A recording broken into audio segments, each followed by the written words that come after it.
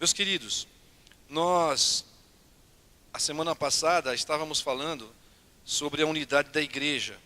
E nós lemos o texto de Efésios. Vamos ler mais uma vez o texto de Efésios, seu capítulo 4. Efésios, capítulo 4.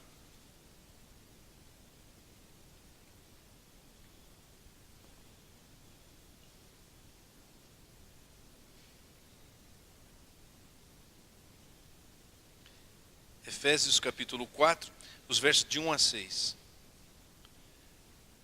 Rogo-vos, pois, eu, o prisioneiro no Senhor, que andeis de modo digno da vocação a que fosse chamado, com toda a humildade e mansidão, com longanimidade, suportando-vos uns aos outros em amor, esforçando-vos diligentemente por preservar a unidade do Espírito no vínculo da paz. Há somente um corpo e um Espírito, como também fostes chamados numa só esperança da vossa vocação. Há um só Senhor, uma só fé, um só batismo, um só Deus e Pai de todos, o qual é sobre todos e age por meio de todos e está em todos. Senhor, mais uma vez, a Tua palavra é santa, bendita, é sagrada.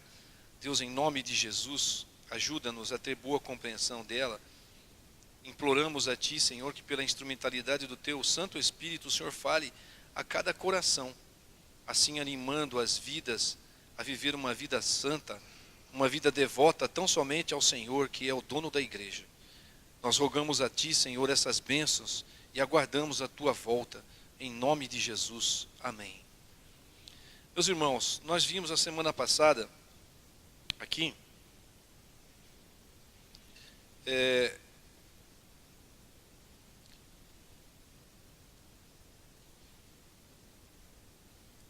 que essa carta, ela tem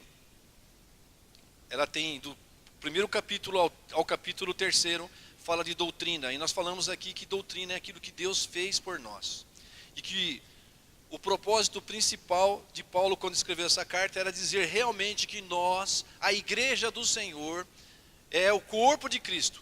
Estamos unidos uns aos outros, somos muitos membros e somos o corpo de Cristo, o qual a cabeça é o próprio Cristo. Ele é o supremo comandante. Nós vimos isso por aqui e vimos também que do capítulo 1 ao capítulo 3 ele falava de doutrina, então a principal exposição de Paulo para dar segurança que é o que a doutrina faz, ou seja, o que Deus faz por nós. Nós vimos também que nós fomos eleitos antes da fundação do mundo. E isso é maravilhoso, é a segurança para nós, porque foi Deus quem nos escolheu. Nós vimos isso também, vocês se lembram? Nós vimos isso, foi Deus quem nos escolheu, porque Ele quis, está escrito, segundo o beneplácito de sua vontade, foi vontade de Deus. Nós vimos isso daqui, e nós vimos então que nós somos chamados a preservar a unidade do Espírito. E aí eu quis deixar bem claro que é a unidade do Espírito, porque foi naquele Espírito que você foi chamado, no qual Jesus tocou o teu coração, e aí você recebeu o Espírito Santo. Nós somos chamados a preservar a unidade do Espírito, de modo que o Espírito prevaleça sobre nós, nas nossas vontades, nos nossos desejos, e é isso o significado da preservação da unidade do Espírito no vínculo da paz, o qual Ele mesmo produz em cada filho de Deus. Porque eu disse aqui que bem-aventurados são aqueles, os pacificadores. Eles serão chamados os filhos de Deus. Só quem tem o Espírito Santo é promotor de paz. Lembram-se disso? A paz verdadeira, o Espírito Santo está em você, está em mim. Então, isso não quer dizer que nós vamos ficar isentos de haver algum tipo de discussão. Não, eu disse isso. Mas certamente o Espírito Santo de Deus, que é o Espírito de Jesus, que é o príncipe da paz, lembre-se disso. Ele vai promover a nossa unidade e vai haver paz entre nós, porque somos filhos de Deus. Então nós somos chamados dessa maneira. E aí está a bem-aventurança. Somos um organismo vivo. Nós dissemos que estamos ligados uns aos outros e somos um organismo vivo. A igreja vive, cujo cabeça é Jesus. Nós vimos isso. uma relação de cumplicidade, muitos membros, cada um fazendo alguma coisa. Nós vimos isso. O batismo, um só batismo. O batismo, exatamente o batismo que nós simbolizamos aqui, quando uma pessoa vem à frente e é derramado água, o qual Jesus já o fez no seu coração. O batismo principal é o batismo de Jesus. É quando Ele te chama. Aqui você vem expressar esse chamado aqui na frente e comunicar à igreja que você também faz parte desse corpo. Nós vimos tudo isso. Um só Deus, um só Pai. E aqui então, agora, se do capítulo 1 até o capítulo 3, ele falou de doutrina, e é aquilo que Deus faz, e nós trabalhamos essa questão do organismo vivo e de preservar a unidade do Espírito no vínculo da paz. Agora, é a resposta, tudo aquilo, toda aquela obra que Jesus fez, que te chamou desde antes da fundação do mundo, como você vai responder? Como você vai responder a essa obra de salvação que Deus operou na sua vida? Que nós vimos na semana passada. Que jeito você responde a essa salvação? Que espírito você demonstra que você recebeu de fato o Espírito Santo? As suas obras, a minha conduta, ela corresponde ao tamanho da obra que Deus fez no seu coração? Paulo trabalhou a doutrina. Paulo agora trabalha a ética cristã, envolvendo a doutrina. Porque o que nos adianta reconhecer, saber tudo isso, se isso não faz nenhuma diferença na sua vida, no modo de você viver, no modo de você encarar as coisas? Tem que fazer uma diferença. Se Ele te salvou, se Ele morreu, enviou o seu Filho para morrer no seu lugar, para pagamento de pecado, sangrou naquela cruz, morreu e depois ressuscitou, vivo está, e você tem a esperança de que um dia Ele retornará para levá-lo para um lugar preparado. Que diferença isso faz na sua vida e na minha vida? Então Paulo vai tratar exatamente isso. Como vivem, então, os filhos de Deus?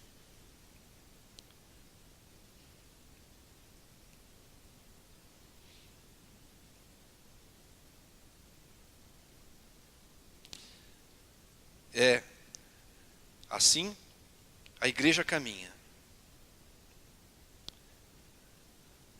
Esse texto, ele chama logo de início: rogo-vos, pois, eu, prisioneiro no Senhor, que andeis de modo digno da vocação de que foste chamado. Paulo, ele põe essa expressão: eu rogo-vos, pois, meus irmãos,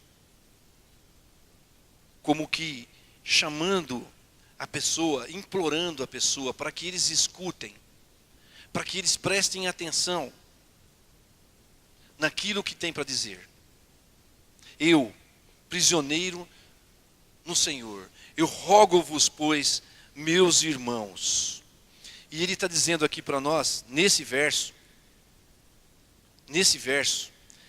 como nós temos que preservar a unidade do Espírito no vínculo da paz. De que maneira nós podemos fazer isso? Como nós podemos responder, então, a toda essa obra que Jesus fez nas nossas vidas? Como é que nós vamos responder a isso? Preservando. Que maneira que nós vamos preservar a unidade do Espírito no vínculo da paz? Então ele traz aqui nesse verso o seguinte esquema.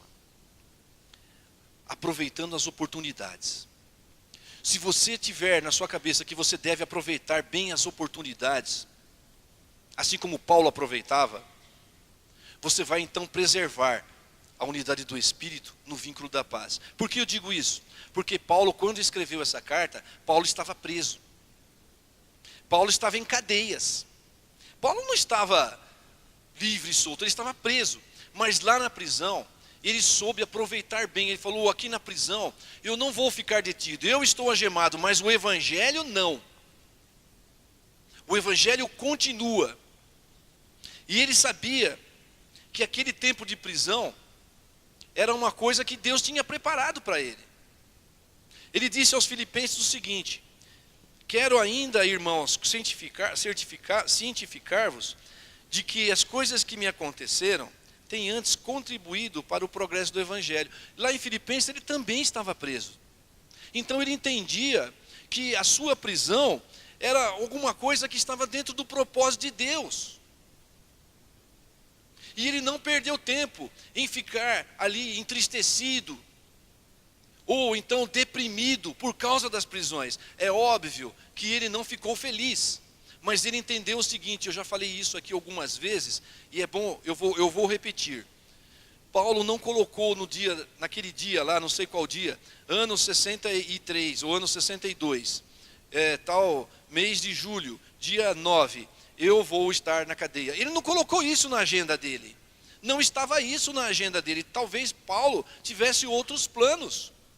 Mas acontece que na agenda de Deus estava lá escrito que Paulo estaria preso naquele dia. E ele entendeu isso.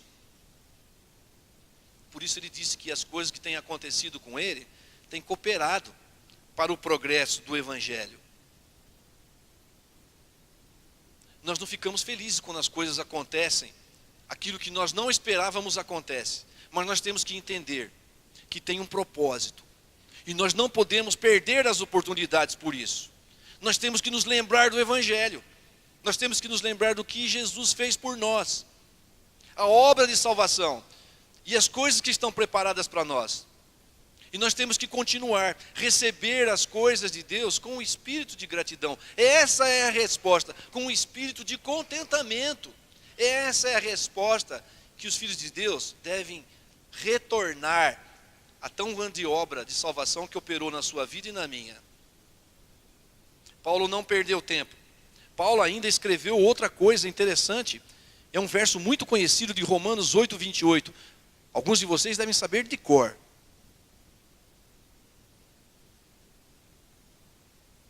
Sabemos que todas as coisas cooperam para o bem daqueles que amam a Deus, daqueles que são chamados segundo o seu propósito. Todas as coisas segundo o seu propósito. Paulo sabia disso, ele escreveu também isso. Então, meus irmãos, nós mantemos-nos unidos no vínculo, mantemos-nos unidos, a união, preservamos a união do Espírito, nesse vínculo da paz, quando nós estamos sempre com a mente voltada para o Evangelho, sempre com a nossa mente e com o nosso coração, sabendo daquilo que Deus fez, que você tem um propósito de vida aqui, e o seu propósito de vida é glorificar a Deus em toda e qualquer situação. Você é luz do mundo e sal da terra, não importa qual é a situação que você está vivendo.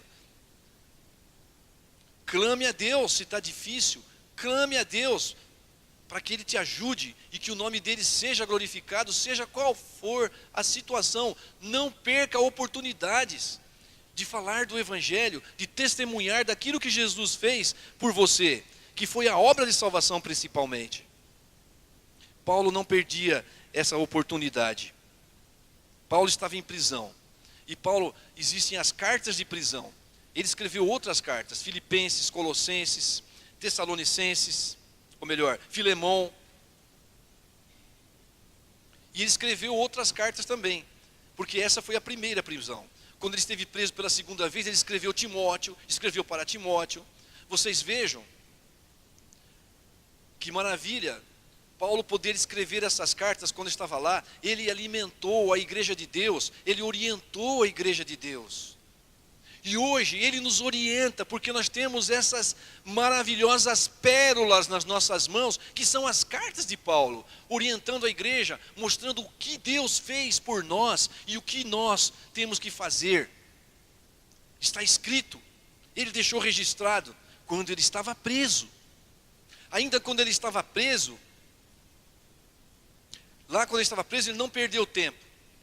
Ele evangelizou a guarda pretoriana. Eu já falei isso aqui, eram 16 mil soldados, soldados da mais alta classificação.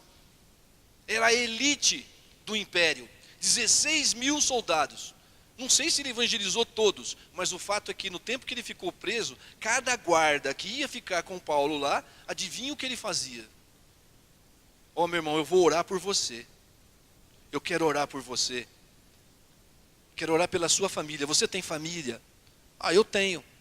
Você tem filhos? Tenho. Eu vou orar para Deus abençoar o seu filho. Posso orar para Deus abençoar o seu filho? Ele estava preso. Eu estou conjecturando, tá certo? Não é um fato que ele fez isso, mas eu acredito. Se ele era um homem que se dava a abençoar as pessoas, o que você pode fazer lá preso? Ore por eles. Ore pelo guarda que está lá guardando você. Ore pela família dele. E fale de Jesus, que Jesus fez por você. Essa disposição que você tem em abençoar, em que você quer que as pessoas se dê bem. Não importa que você está me guardando aqui. Eu quero que você se dê bem. Eu quero que a sua família seja abençoada por Deus. Nossa, surpreendente. Paulo não perdia as oportunidades. Vocês se lembram com quem Paulo se encontrou em cadeias uma vez? Ele se encontrou com Onésimo, que era um escravo fugitivo. Ele falou assim: Onésimo, você é da casa de Filemão, Epafrodito ali, não é? Ah, tal, então vem cá. Evangelizou. E mandou uma carta para Filemão, para receber ele como irmão caríssimo. Não a Bíblia, mas vocês sabem que a história da igreja conta que Onésimo, mais tarde, quando foi perdoado por Filemão, ele veio a ser o bispo da igreja de Bereia. Não percam oportunidades. Não vamos perder oportunidades. Não vamos perder oportunidades, meus irmãos. Acho que tinha mais um aqui. Isso. Aproveite as oportunidades. É isso. Certo? Paulo fez isso e nós também precisamos fazer isso.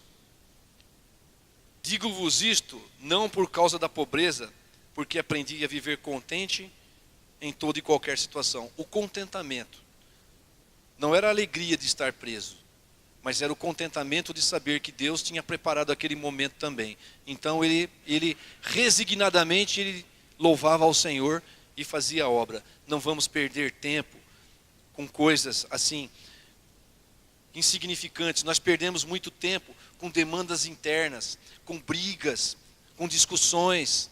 Nós perdemos muito tempo por causa da inveja. Nós perdemos muito tempo. Às vezes a pessoa não fica satisfeita até que a pessoa está crescendo. As demandas internas dentro da igreja, o nosso pecado, nós temos que confessar o nosso pecado diariamente diante de Deus. Você tem que olhar para dentro de você e eu olhar para dentro de mim e ver que nós somos maus. Nós carecemos da misericórdia de Deus. Quem somos nós? Nós temos que nos enxergar seres humanos, pecadores. Talvez você possa fazer coro comigo nesse salmo, porque é a única coisa que nós podemos fazer. Compadece-te de mim, ó Deus, segundo a benignidade e segundo a multidão das tuas misericórdias. Apaga as minhas transgressões, apaga o meu pecado diante do Senhor. Quem subsistirá se o Senhor olhar para o pecado de cada um? Quem sobreviverá? Mas pela graça você deve se lembrar de Jesus, que quando Deus olha para você, Ele olha através daquele sangue que foi derramado. Por isso que nós não somos consumidos, por isso que nós não somos lançados no inferno. É por isso, e tão somente por isso, não há mérito nenhum em nós, está tudo em Jesus Cristo. Paulo sabia disso. Paulo sabia muito bem disso. Preservar a unidade também quando nós exercemos responsabilidade. Rogo-vos, pois, eu, prisioneiro no Senhor, que andeis de modo digno da vocação de que fosse chamado. Rogar, instar, para que eu e você andemos de modo digno. É isso que nós estávamos falando. Você tem responsabilidade. Você fala que é cristão e eu falo que sou cristão. E como é que nós temos nos comportado? Qual é a sua conduta? Como é que você trata o seu companheiro de trabalho? Como é que você trata o seu esposo, a sua esposa? Você tem honrado a Deus no trato da sua casa? Você tem honrado a Deus no relacionamento de pais e filhos? Nós estamos aprendendo aqui na escola dominical. Como vai o seu relacionamento na sua casa familiar? Como vai o seu relacionamento com o seu chefe? Como vai o seu relacionamento com os seus amigos? É um relacionamento cordial, de respeito, de sinceridade, de amizade, de verdade? Você mostra que verdadeiramente você é um filho de Deus ou uma filha de Deus? Você tem demonstrado isso? Eu tenho demonstrado isso com as pessoas nas quais eu me encontro? Paulo escreveu aos Efésios. E os Efésios leram essa carta. E eles entenderam que toda aquela obra deveria levantar de nós uma resposta adequada, segundo a vocação, segundo o Espírito que eu recebi e o Espírito que você recebeu. Você deve dar uma resposta adequada àquilo que você carrega dentro de você e dentro de mim. A resposta tem que ser adequada.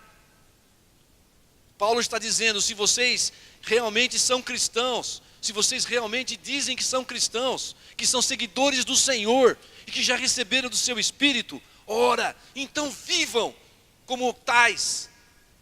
E ele nos fala hoje também, se vocês receberam o Espírito Santo de Deus e são filhos de Deus, então andem e vivam como verdadeiros filhos de Deus.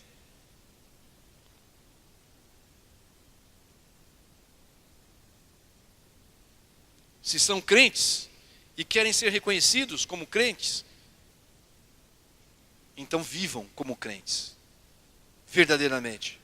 E se ainda não tivesse ficado claro, ele ainda põe no verso número 2.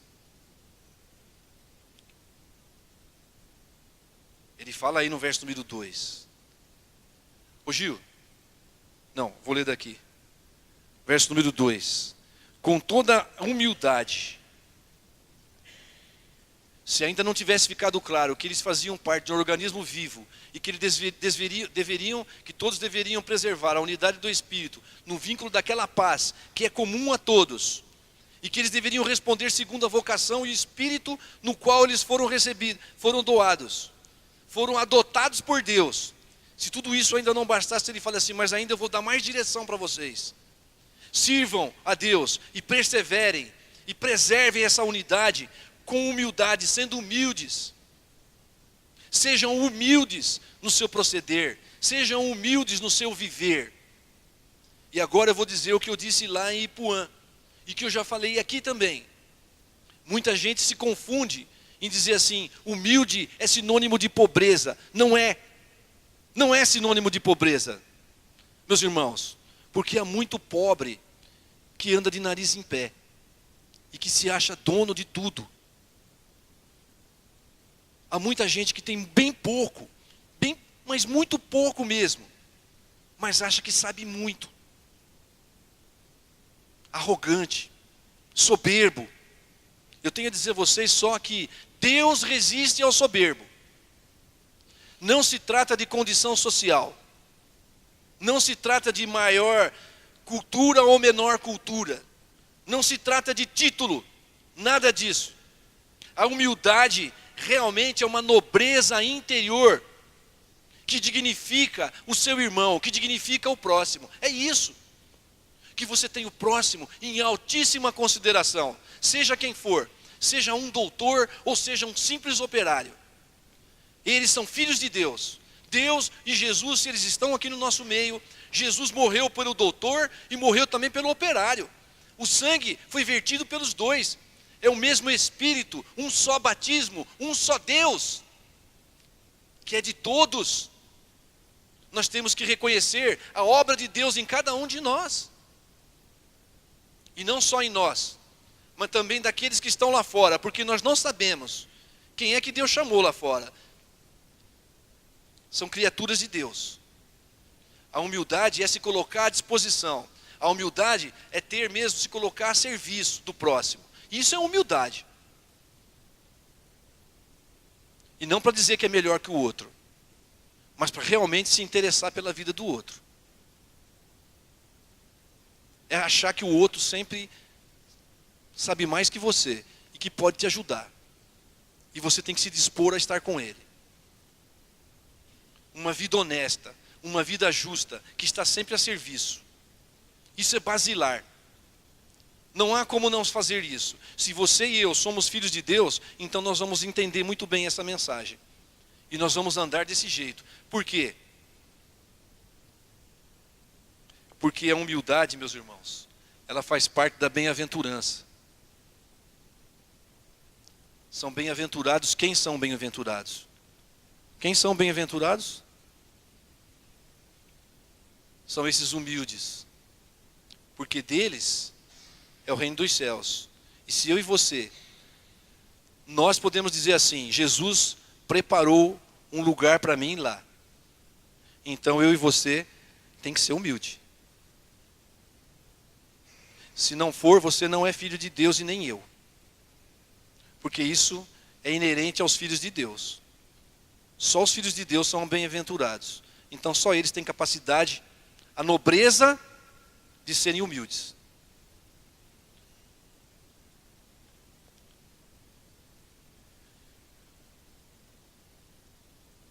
E ele fala mais. Ele fala a respeito de mansidão. Ele fala, olha, andem em mansidão. Andem em domínio próprio. Isso não quer dizer, domínio próprio, não quer dizer que você tem pouca força, que você é fraco, que você é um homem manso, uma mulher mansa, que você é uma pessoa fraca. Não é isso. É muito pelo contrário. Se você é uma pessoa mansa, se você tem domínio próprio, você é extremamente forte. Você é muito forte se você tiver domínio próprio. Porque é uma força contida, é uma força controlada. É uma força que você consegue dominar. Você tem um desejo carnal de fazer alguma coisa, mas você consegue resistir, porque aquilo não convém. Você resiste àquele impulso da sua carne. Você resiste ao impulso de um prazer fácil, efêmero e momentâneo, porque você tem o Espírito Santo e você tem o domínio próprio. Então você é um homem e uma mulher forte, não é fraco, é ao contrário do que o mundo pensa. Aquele que tem o domínio próprio, aquele que é um homem manso, uma mulher mansa, esse sim é forte. É esse que é forte, porque ele consegue controlar. Ele consegue controlar a sua vida. A sua vida não anda pelos impulsos da carne, não. Ele raciocina, ele pondera, ele eleva os seus pensamentos a Deus e pede força lá dos lugares e dos tabernáculos eternos para a sua vida. E ele responde adequadamente. Mansidão. Nós vamos preservar a unidade do Espírito andando em mansidão. Eu e você, humildade e mansidão. É assim que nós temos que responder à obra que Deus fez para nós. É assim. E ainda Ele pede para que a gente ande também em paciência, longanimidade, paciência. Você tem que ter paciência. O agricultor tem que ter paciência. Tem que semear. Às vezes é difícil. Você tem que andar. Você tem que semear. Você tem que acreditar, ter fé, que aquilo vai dar certo. Ande em paciência. Não é fraqueza também. Você não pode, de qualquer maneira, ser uma pessoa explosiva ou ser uma pessoa crítica, excessivamente crítica com os irmãos. Você tem que olhar pela ótica de Deus. Olhar os pontos positivos. O que o seu irmão faz de bom. O que ele faz de obra legal. O que ele constrói. E animá-lo a fazer melhor. Entenderam? Ter paciência uns com os outros. Quando o teu irmão falhar, tenha paciência com ele. Ajude, nós estamos crescendo juntos. Eu fiz lá uma imagem de que nós estamos andando. O nosso caminho é uma elevação. É uma rampa, nós vamos até o céu, não vamos? Estamos indo em direção à terra prometida, né? Mas o nosso percurso nessa terra prometida, ele é um percurso que dá trabalho para ir. Então nós temos que ajudar uns aos outros, porque uns já estão cansados. A gente tem que ter paciência com ele, tem que puxar, tem que vir junto, tem que trazer junto. Outros estão chegando, não sabem exatamente qual é o tamanho da obra que está ali para frente. Nós temos que estar juntos, andando uns com os outros, até chegar lá juntos. Temos que ter paciência uns com os outros. Meu irmão, você quer preservar a unidade do Espírito no vínculo da paz? Tenha paciência. Seja uma pessoa paciente. Meus irmãos, é isso o que vem falar a palavra de Deus. E por último, então ele pede que vocês devem suportar, eu e você devemos suportar uns aos outros em amor. Meus irmãos, essa palavra, eu acredito que vocês já tenham ouvido falar sobre isso, né? E a gente sempre repete, suportar não é aquela coisa de você tolerar, não é isso. Suportar aqui não está dizendo nesse sentido, eu vou então, nós já falamos de paciência. Suportar aqui não quer dizer tolerar. Eu tolero aquela pessoa, não é isso. O suportar é mais ou menos essa figura que está aí, ó. Vamos ajudar uns aos outros. Vamos animar uns aos outros. Se você tem que ter paciência com as pessoas, então agora você faça alguma coisa e coopere para aquela pessoa crescer. Coopere com ele os trabalhos dentro da igreja. Você é um cooperador? Você anima as pessoas quando não tem um trabalho dentro da igreja? Nós vamos fazer tal coisa, foi planejado tal coisa. Você é daqueles que, mas isso não vai dar certo não. Olha lá quem está fazendo. Imagina que aquilo lá vai dar certo, aquele lá, tudo que ele faz dá errado. Você é desse tipo de pessoa? Eu nem vou. É sempre a mesma coisa, eu já sei o que vai acontecer.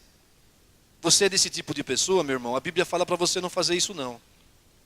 A Bíblia não fala para você fazer isso, ela fala assim, não faça isso. Não fica criticando. O trabalho vai mal? Dá ideia, dá sugestões, abraça o seu irmão, tenha paciência com ele, procura apoiar o trabalho, porque a Bíblia está mandando você suportai-vos uns aos outros, e não é de qualquer jeito também. Não é suportar por suportar não, porque a Bíblia está mandando você fazer isso em amor. Presta atenção. Ô Gil, presta atenção aí, Gil. É em amor, tá? Não é de qualquer jeito não. É o vínculo da perfeição. É de maneira de coração. Um coração honesto, com amor, porque você ama o seu irmão, você ama a igreja. Essa igreja é de Jesus. Ela não é sua e nem é minha, é de Jesus. Nós estamos aqui trabalhando, somos cooperadores uns dos outros. Suportai-vos uns aos outros em amor. Com verdade, com o desejo de que a coisa dê certo. As pessoas estão morrendo, aí estão se perdendo, estão indo para o inferno. E o que você está fazendo?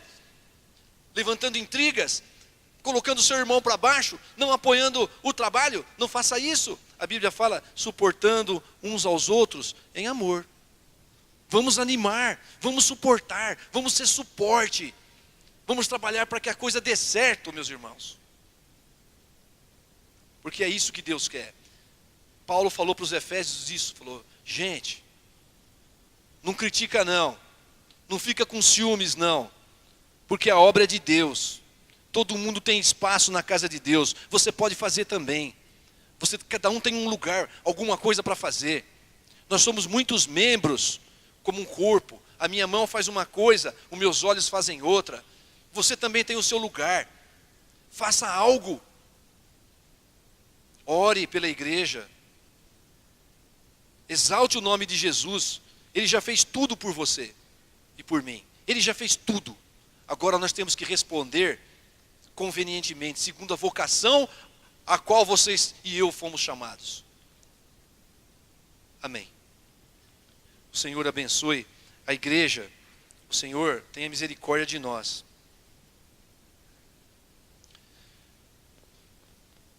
Que Deus, no seu poder e na sua misericórdia, fale profundamente no seu coração essa semana, de maneira que você compreenda que você é membro desta igreja, mas que essa igreja não está sozinha. Essa igreja faz parte de uma igreja maior, que é a igreja de Cristo.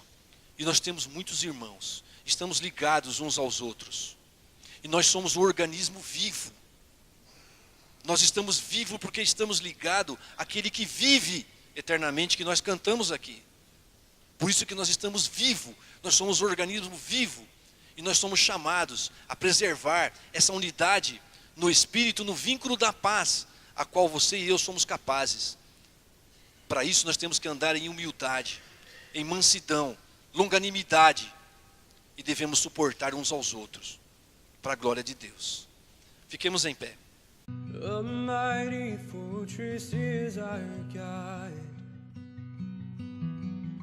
a